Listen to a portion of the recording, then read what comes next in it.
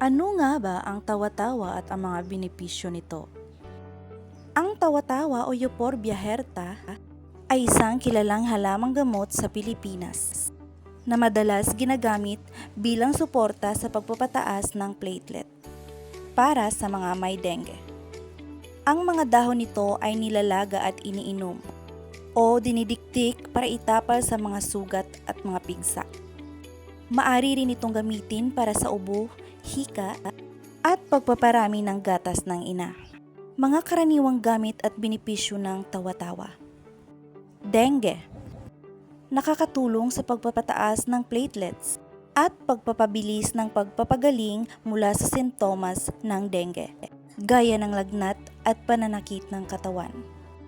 Ubo at hika. Ginagamit bilang lunas sa ubo at iba pang karamdaman sa paghinga. Pagtatai at pananakit ng tiyan. May mga tradisyonal na gamit para sa mga problema sa tiyan, balat at sugat. Ang dagta nito ay ginagamit sa kuliti, samantalang ang dinikdik na dahon ay ginagamit bilang pangtapal sa sugat at pigsa. Lactation aid. Nakakatulong sa pagpaparami ng gatas ng nagpapasusong ina. Paano ihanda ang tawa-tawa?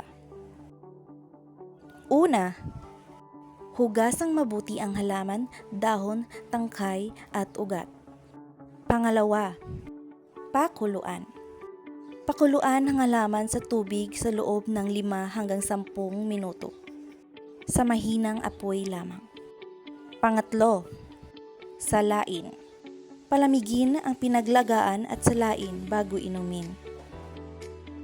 Paalala, pinakamainam pa rin kumonsulta sa doktor para sa tamang lunas, lalo na kung malala ang kondisyon.